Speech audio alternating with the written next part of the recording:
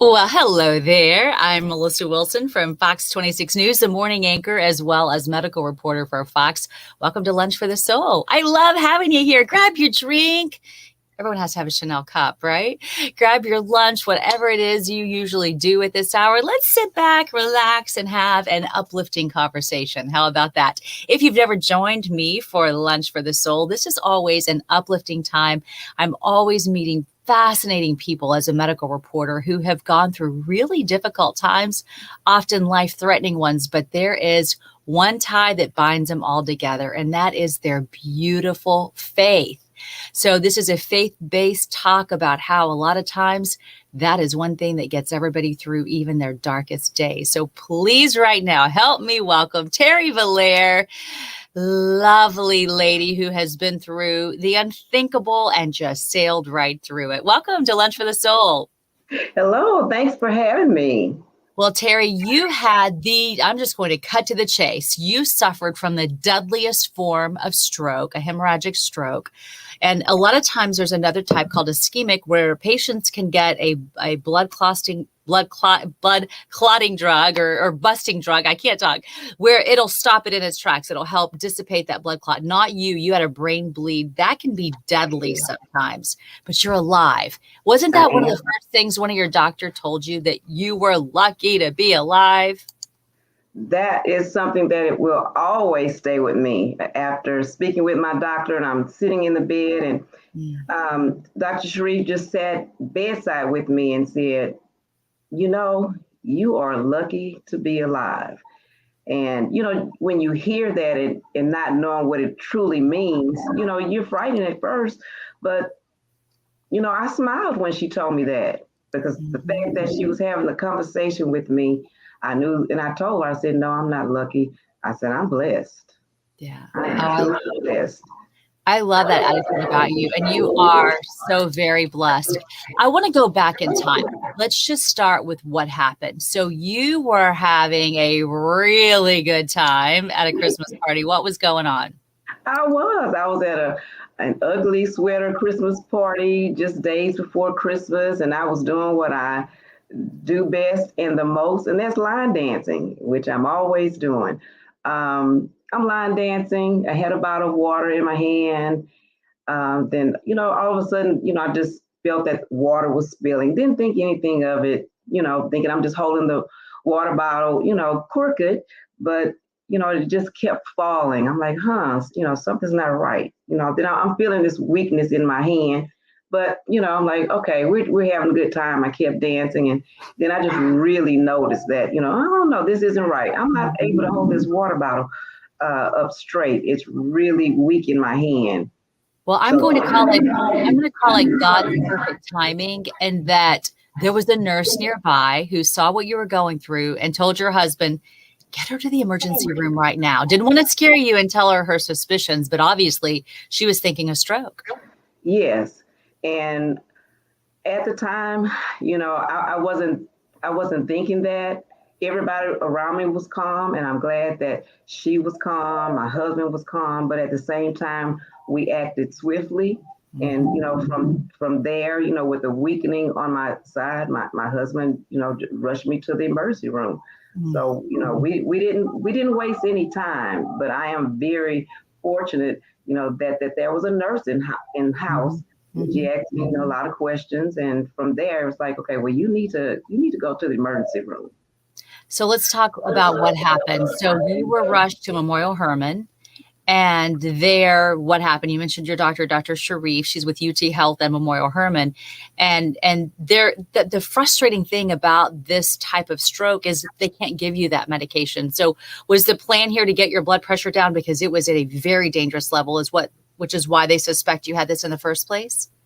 Yes, that was like the second time in my lifetime that I was in such a dire position with my blood pressure. My blood pressure was over 200, when I gave birth to my first daughter with preeclampsia. When we went to Memorial Hermann emergency room in Pearland, that was my first time hearing the word stroke. My husband walked the door and said, hey, I think my wife is having a stroke. And so from there, everything was put in place.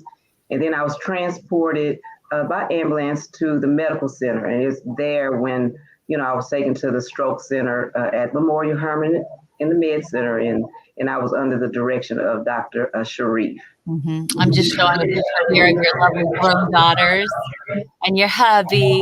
How much does this family mean to you? They are my drive. They are my world. It's the reason why when I'm there and I'm here and I'm lucky to be alive, those are the faces, that flash before me, and, that keeps the drive and know that, hey, I have something to live for and strive for. And that's so important in life to have that. Let's talk about why it's so important to have faith in a tough time like this for you. How did that help you through this? Because you were a teacher at the time. I know that you had some deficits. It was very difficult for you to write. Your leg was sort of dragging. You had some right side paralysis, some semi-paralysis, and you wanted to get back to teaching. How hard was it to know that those deficits were there? You didn't know if they would go away. How did faith play a role in your life? Since I was a child, Melissa, I've always been taught that, to rely on, a higher being.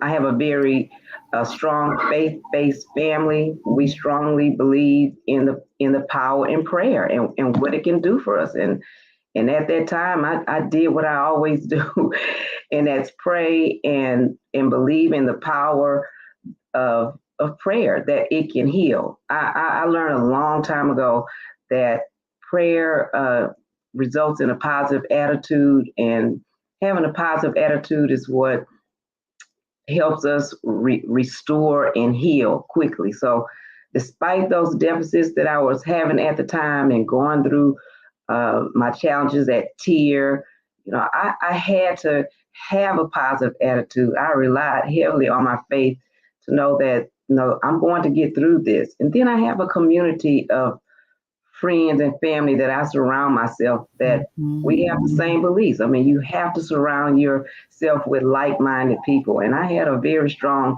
faith-based community of family and friends. So I had it all around. And I'm thankful you brought that up. It's so true. A lot of times you think that only teenagers need to be surrounded by the like-minded people or people who are going to lead them in the right direction. But you bring up a good point that we are who we hang around, right? So that when you have people surrounded you who are praying for you, who have your same belief system, it makes a world of difference when some healing needs to get done. It makes a world of difference. You know that you have a safety net. I mean, I had so many people who, say, Terry, I'm praying for you. You're in my prayers. I'm praying for your healing. And I know, Melissa, that without all those prayers that I receive constantly, that I wouldn't be where I am today. I mean, I have overcome so much in my deficits at the time. A lot of people don't even know. I don't dwell on it. I just keep the mindset of what I can and what I'm able to do and what I plan to do. I try to keep a forward thinking mind. Well, I also love to, besides your faith, you also have been working with your doctors through UT Health Memorial Hermann to try to figure out a way that this never happens again, because a lot of times once someone has one stroke, they will have multiples, and you don't want that again. Absolutely. So your doctor, Dr. Sharif, was able to get a $3 million grant, and they're studying how they can follow up, hopefully through telemedicine, to make sure that they're keeping an eye on your blood pressure. How big of a difference did that program make in your life, and to teach you perhaps some lifestyle changes to make sure you never go through it again? Absolutely. I tell Dr. Sharif all the time, I am her biggest cheerleader for being able to participate in the STOP program. Upon being released from the hospital, she made me aware of something that she was piloting, where when patients are released from the hospital, they monitor my diet, my lifestyle, give me mental support, and monitor my blood pressure. And so I just had the tools and I had the safety net of knowing that when I left the hospital, that I was going to be in fantastic hands. And because of all those tools I had, Even though through that journey of rehab, I had some scary moments where my blood pressure was spiking, but I was able to contact that team whenever I needed to and say, hey, this is what's on. So I was able to adjust my medicine, my diet. Uh, I was educated with literature on how to have a healthy lifestyle moving forward. I told her that I was going to be a great student. I said, it's my turn to be a student. And so I took it very seriously. And I love so, that. So with some of those lifestyle changes, does that involve exercising more? I see you here. It looks like you're biking with your family. absolutely. I do a lot of exercising, and my family and friends are right on track with me. I started, cycling. I even was fortunate enough to do 50 miles one time with my husband and his cycling team. But we camp a lot. I love the outdoors, so Mhm. we bring the bikes. I cycle. Ride on the back of that motorcycle. That was one of my goals in the hospital. I was like, I have to be able to lift my leg and get back on that bike because I'm an outdoors girl. Yeah. And so that was one. I have a walking team, and my sisters, they're just wonderful, and my daughters, my support. We walk, we walk. I line dance with a wonderful group of ladies, so I'm always moving. So that has become a big part of my lifestyle change, just to incorporate more movement. Yeah. Get my You heart got right to there. move it, move it. I'm moving. Now, okay, so you were a teacher for what, 35 years? 35, yes. Talk about influencing some major lives. So you've retired now. Did your stroke push you toward retiring earlier than you might have, or did you just feel like it was time? What happened there? It was time when it's odd because my students have always been my life. I love my job. And I just know that one of the first things I know the doctors were thinking I'm crazy, but when I'm in the hospital and I'm saying, I found I felt the weakness in my hand and I couldn't write very well. And I said, but I'm a teacher. I have to go to school. I have to write. I'm thinking about these little second graders that depend on me that I did not want to abandon or shortchange. And so they were part of my drive. I'm like, I have to get back to my students. But it's, over a course of 35 years, it's always a blessing to have those students that come back and say, thank you, Miss Valaire, and they come back and tell you how successful they are. Or they remember, the quirky things I used to do in the classroom. And so although I'm retired, I have been back to my former school to do some volunteering. And I still get my fix to see, some of the babies that I formerly taught. And I don't know, it's just important. And one of the things, as a teacher that I always try to give across to my students is, again, positive, no, I can't, and no, I want, think about what you can. I mean, it's not easy for everyone, but, think about what you can do. That's how I had to think about my students. What are your strengths? How can we build on your strengths and make you feel good about, what you're capable of doing? We're not going to focus on, what we can't do. Well, what can we do? How can we make that better? And I tell you what, I look at pictures like this and you are just so sassy and beautiful, and you have an important message to share. It happens to be Stroke Awareness Month in May, which is one of the reasons that you are out there saying, you know what, I got my second chance in life. I'm alive. And now, Absolutely. what is your biggest advice for people so that they can thrive and look like you do here, so vibrant and beautiful on the other side of recovering from a major stroke that could have taken your life? What do you say to them about blood pressure and how to keep an eye and how to know those numbers? For any and all who listen to me, including all my family and friends, I've become an educator of sorts.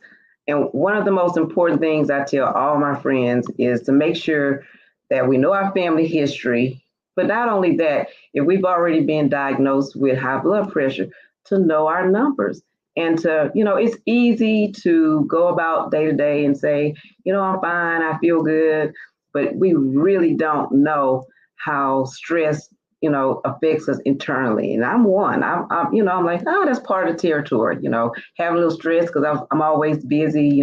Working. Family. A little bit of stress is just adrenaline, but you don't realize how stress affects our blood pressure. So I'm always telling my family, my friends, my daughters, track your numbers. Take your blood pressure regularly. And then if you see any changes that is not norm, be sure you let your doctor know. That's, moving forward, if there's anything that just, seems awry, I let my doctor know. And so I'm just telling everyone to be proactive, take your blood pressure as often as you feel needed and keep your doctor informed. And make some lifestyle changes.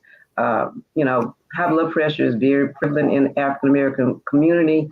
I always say that, I'm more informed as an adult than I was as a child, because now we have a ton of resources that we're able to access and, become aware. So changing our diets, reading labels, exercise, reducing stress and really understanding, what that means to, and just taking care of our own mental fitness. So that's one of the things that I incorporate is, we talk about mental health, but we have to have mental fitness. Prayer is one of them to help keep us mentally fit. Positive interactions help us have, great mental fitness. Calming, listen to meditation, yoga, which are some new things that I have incorporated. Just being quiet sometimes. I make sure I take care of my stress levels, and a lot of people around me, because of what I've been through, are protective of me in that way, which I appreciate. And I do think a lot of times with something like a stroke, we go through life just thinking it's going to happen to somebody else, right? Certainly not hoping it, but just thinking, oh, that's never going to be me. Yeah, but absolutely. A stroke it's your doctor explained it as being one of the most debilitating conditions it can be, but also one of the most preventable. So just what you're talking about, those lifestyle changes, make sure you're moving every day, make sure you're eating as healthy of a healthy diet as possible. Make sure that you know those blood pressure numbers. And if it's high, do whatever it takes, even if that means medication, right? To keep those numbers at a normal level. Right. With you were over 200. That put you at stroke level, and that didn't happen. Yeah. Don't ignore it. I mean, we have a tendency to go, it'll level off on its own, it'll go away. And sometimes it does. But it's important to be proactive, to track it, to be aware, and to do something about it. I'm making sure that moving forward that I'm doing what I can, and to show that I'm like I said, I'm very blessed and thankful to have still a great quality of life, knowing that I was, for the second time in my lifetime, being told that because of blood pressure that I'm lucky to be alive. I'm like, no, I'm blessed, and I have a reason, and I'm making sure that I'm sharing and doing something about it. All right, Terry, you're a brilliant soul. You're making a difference. I know that conversations like this, we will never know if it saves a life, but I guarantee you it's very possible to save multiple lives for just a few people to say, you know what, I don't want to go through that. And then to do something about it because of you speaking up. So thank you for being brave to share a very personal story. You're absolutely making a difference. And I'm so happy that you're doing really well. And I hope you'll stay in touch and continue to raise awareness each and every day. Thank you so much, Melissa. I appreciate it. And thanks for having and listening to me. All right. You be blessed because you have blessed us. Absolutely. Thank you.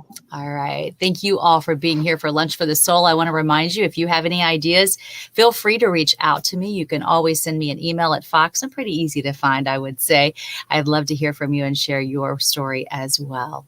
Hope you have a gorgeous, beautiful day, everybody. I love having you here on Lunch for the Soul. I hope it has blessed you as well. Have a good one.